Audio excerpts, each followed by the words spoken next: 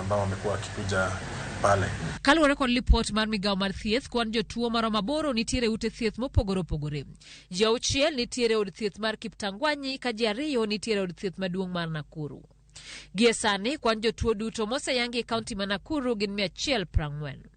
Moko kuomgi pod yudo thieth ka moko nothiedhi modok pacho.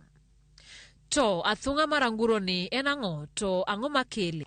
Onyalo spread ka ipidho anguro kata dak kuonde ma anguro odakie mang'eny kata estates ma anguro nitiere kendo interact closely gi anguro. Mana kaka midhusi mamoko, athung'a mar anguro landore kowuok kuom ng'at achiel kadhi kuom ng'at machielo. Ka dhano achiel oseyude, to nikech en respiratory kata en mar ng'wech, kigir kata ifuolo kata iyweyo products mag umi kata dhogi, timoso go ng'ama chielo, to ng'ama chielo chako timo kamano, moso godo moso ng'ama chielo to mulo godo face ne, kata mulo go ume, kata mulo go dhoge, kata mulo go wang'e, tibiro yudo ni virus no nyalo wuok kuom one person to dhi the next person. Ranyisi mag tuoni mathoro betie kuom jotuo gin ahonda, kor mathung', del machwakore, del mojony, muya mang'adore e kind mamoko. Midhusi ni medo nyoro nyithindo ahinya manitiere buo higni 5. Nikech ng'wech nyithindo go, line miyweyo go, the trachea, the respiratory system is narrow. Koro seche ma nyathi maron kama ogamo gini to nyalo dhi a worse condition faster than ng'ama duong'. Iwacho ni geng'o loyo thiedho. Magi e moko kuom yore minyalo geng'o godo athung'a mar anguro. Anguro kata interact anguro to nyaka irwak gloves, nyaka irwak apron, nyaka irwak masks, and nyaka ilwok lweti seche mi idwa serve anguro kata bang' kise serve anguro.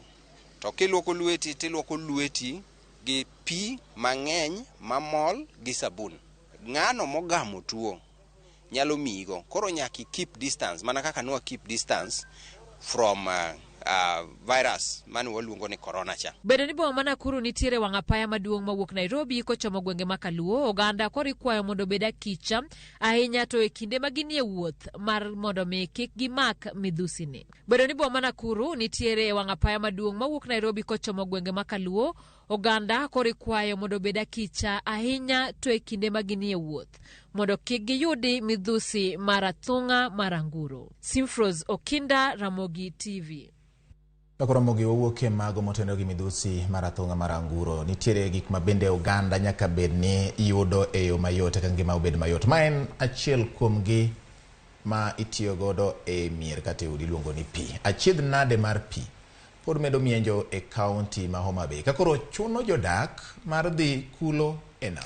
Penjo gi maduong' en ni ang'o momiyo nok mar pi nitiere kaunti ma Homa Bay ka gin machiegni mogik gi nam Lolwe. Bende kwayo margi ne piny owacho en ni okonygi mar tieko achiedh nade ma kamano kaluwore ni pi ma igolo e nam en achiel kuom mago ma ok ler ahinya kendo ok ber kod modho kaachiel kod tedo.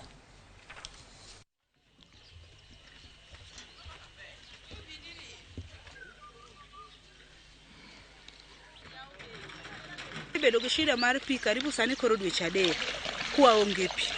To Homa Bay ema ne dho nam monego bed ni wan gi pi.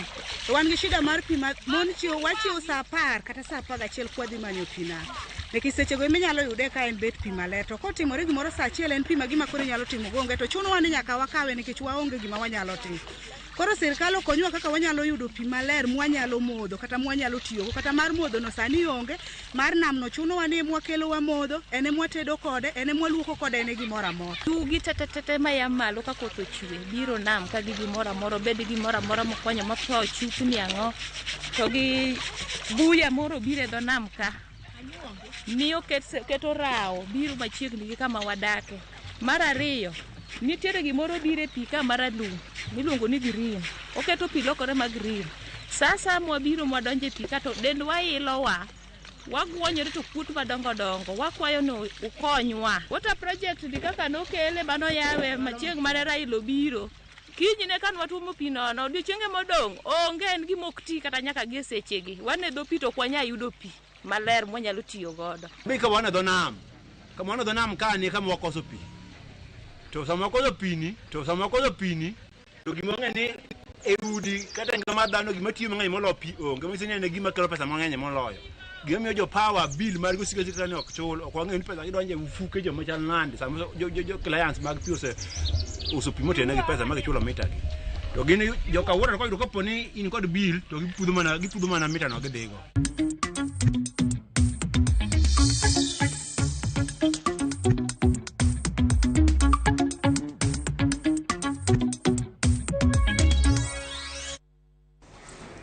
Machiegni nyakoro Ramogi koro wadonje weche ma otenore go ohala kama bengi mar Equity ne omedo yudo yuto mare mar dweche 6 mokwongo mag higani kod atamalo 35 nyaka siling bilion 23.7 ka opim kod siling bilion 17.5 mane bengi no loso e thuolo machal kod mano higa mokalo. Jaratije mar bengi no James Mwangi wacho ni omenda ma bengi no tiyo go sedok piny mokalo kaluwore ni thoth jokanyo mag bengi no sani tiyo gi yore manyasani e timo ohala kod bengi no ma ok ochino ni nyaka gidonj e bengi. Mwangi wacho ni ndalo mane midhusi mar corona orocho ohala e pacho ka ne omiyo gi puonj kaka ginyalo timo ohala ne ma ok ji donje bede mag bengi achiel kachiel. 27.7 million transactions happened through the branches and ATMs. Same year, only 53.7 million transactions were in Equity. 7 years later, the 27.7 million transactions that happened in the branches, they have just come to 19 million transactions. The number as brick and mortar transaction declined by 7.5 million transactions. The number of transactions going through the digital infrastructure has gone up by 12 times. 12 times in 5 years. If you remove the ATMs that have, what it means, branches are left with only 1% of transactions. Kama chonya kora mgajonja goro maduong' riwruog jotich ma pacho ka kotu Francis Atwoli koro senyiso mor mare ni gikone to bura mane gichwale doho e piny mar Scotland ka gidonjo ne kambi mar chai mar James Finley koro dhi chakore bang' ka jong'ad bura makono ogolo amri mondo yalo odhi nyime. Burano ne ochwalo kod kweth jotich mane tiyo e puothe mag chai kambino e Kenya kaka jong'wed chai bang' chwalo ng'ur margi kaluwore kod lwasi mar tich mane giwacho ni miyo moko kuom gi tuoche. Atwoli wacho ni kambino ne otemo geng'o mondo kik bura no dhi nyime bang' dhi e doho ma Kenya. Kata kamano sani koro yiene kotu kokalo kuom riwruok mar Kenya Plantation and Agricultural Workers Union mondo chwal nying jotich mamoko mane ohinyore. Mfanyikazi ambaye alipata shida hiyo awezwe kulipwa kulingana na assessment iliyofanywa na madaktari wetu hapa na wale wa Ulaya, aweze kulipwa zaidi ya milioni 10 ambayo itamsaidia kununua madawa yake kila wakati akiwa bado anaishi. Sasa kwa vile hiyo injunction imewekwa ama imekuwa set aside ama haiko sasa, tunawauliza wafanyikazi wajiandikishe kwa wingi na kila mfanyikazi, na uhakika hii kesi tutashinda.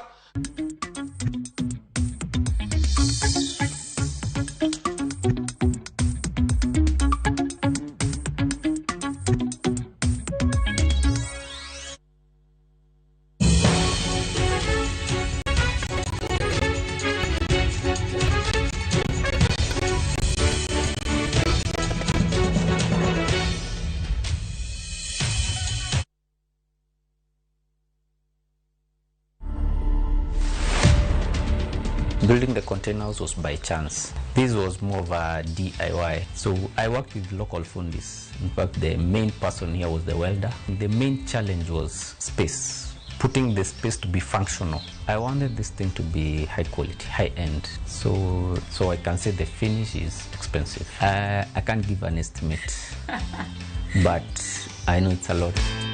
To watch this story and more, download the Citizen Digital app today. Kenya's #1 app, Citizen Digital.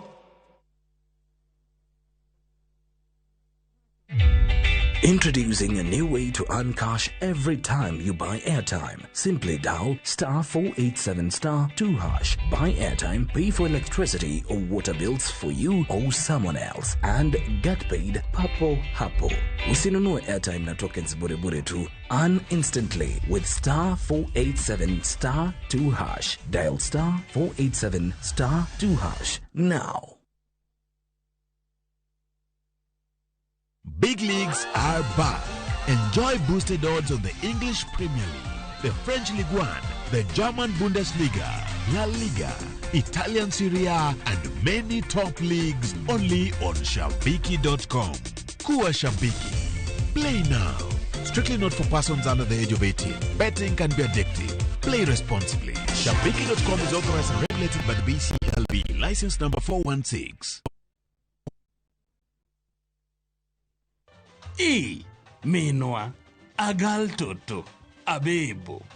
It's been a while, but you're looking so fine. And let me ask, have you eaten? Have you taken lunch? Don't punish yourself. Let me wire something kidogo kwa simu. Is 70,000 enough? Hii weather iko na baridi hawa. Should I book some hotel in Diani or Zanzi? And let me ask you, will you use chopper, business class, or first class? Dial *811*447# to get a Toti Jaber.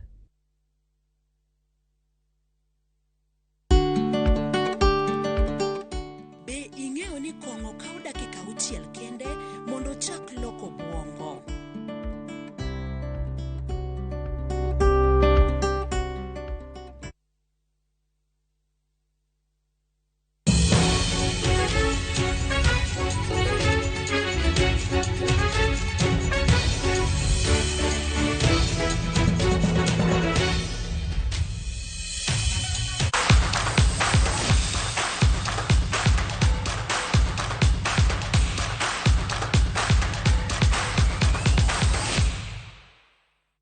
Machiegni